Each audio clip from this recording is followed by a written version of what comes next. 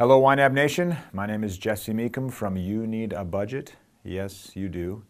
And this is another Whiteboard Wednesday. This will be particularly useful to freelancers, although it actually can be readily applied to anyone. We're talking about Rule 2, and in scenarios where your income is potentially all over the place, you will find a lot of solace from this principle. Rule 2, quick recap for those already in the know, is basically to save for a rainy day. What does that exactly mean? I've used a lot of my whiteboard today. It means that you take your large, less frequent expenses and you break them up into smaller monthly amounts. Let me give you the why first behind the rule. If I ask you to tell me your normal expenses, your monthly expenses, I might bait you. I might say, hey, tell me your monthly expenses, and you'll think cable, or rent, or mortgage, or gas, or groceries, right? You naturally will go toward the expenses that you pay on a monthly, regular basis. So maybe the blue is your gas bill, and the red is your mortgage, and the green is your cable, right? So fixed stuff, it's super easy, and you think, okay, here, this dashed line, these are my expenses. And as you look at your W-2 that's come in the mail, or you have this kind of aha moment where you're saying, I'm making pretty good money, this line represents that question of why aren't I getting ahead? And a lot of you, I know a lot of you have asked yourselves that question, why aren't I getting ahead? I seem to be making, as one person told me once, an adult salary, right?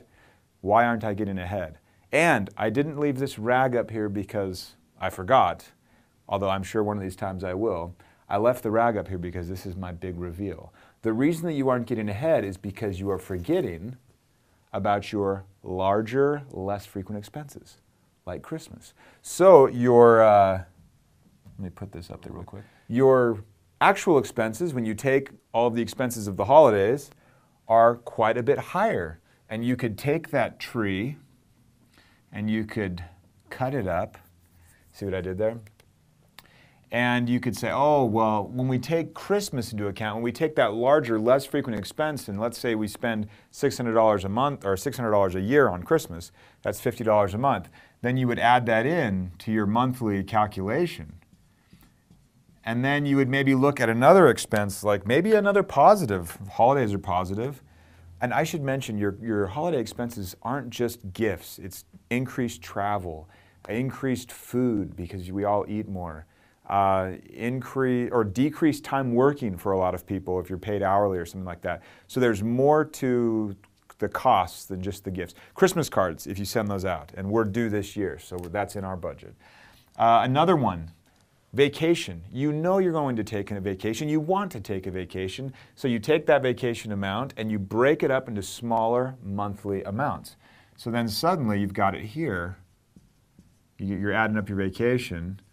And you're saying, okay, vacation, we're going to spend $480, so that's $40 a month. And that's all added up. What's another one? Property taxes, if they aren't paid through a mortgage. Life insurance premiums are usually paid annually. Car insurance premiums, sometimes there's a little bit of savings if you pay those semi-annually.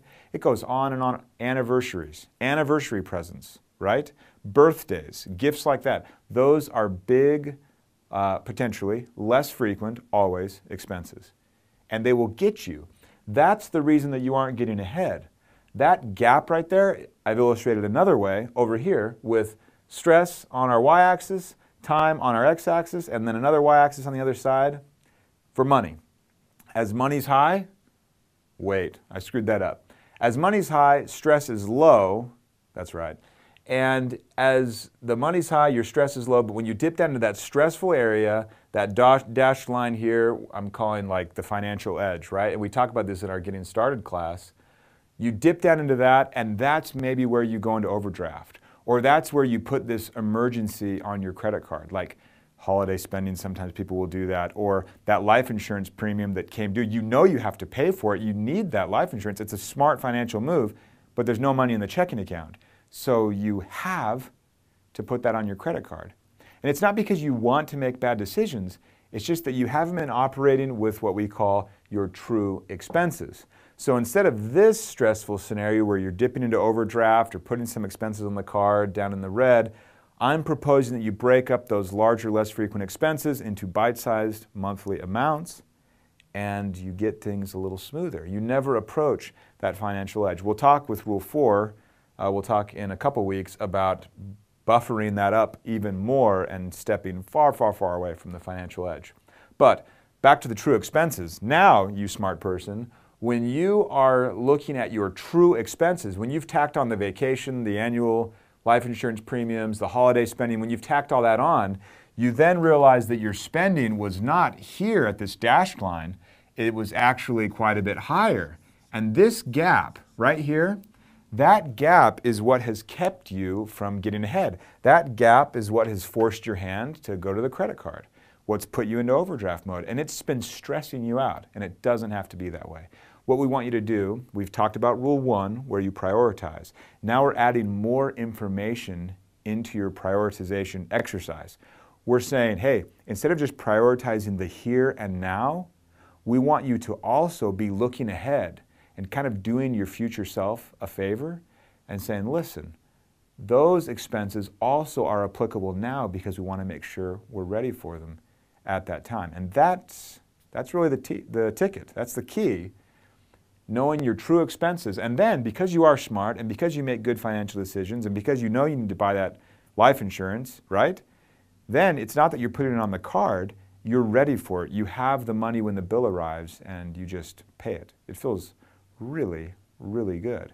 And you find out when you have those true expenses, that number there, calculating all of your costs for the year, all of them, not just those monthly amounts. When you have that available, you make really good decisions.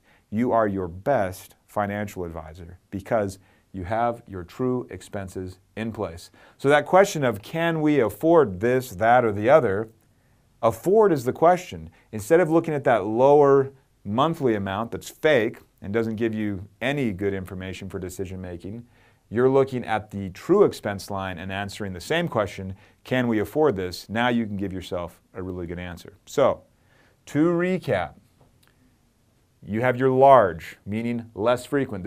You don't apply this to toothpaste, right? Large, less frequent expenses. I put less frequent there. Large meaning small. That was my mistake. Large meaning not small. I'm botching this up at the end. I was going for a smooth ending and it didn't happen. Large meaning not small. So don't do this with the tiny things like the toothpaste. Second point, less frequent. Not monthly. You'll remember those. But those less frequent expenses that are gotchas a lot of the time. Take those, break them up into monthly amounts, and look at what your true expenses are.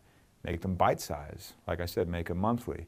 Once you know those true expenses, you can answer that question, honey, can we afford this? And when you can answer that honestly and truthfully, the stress will just melt away.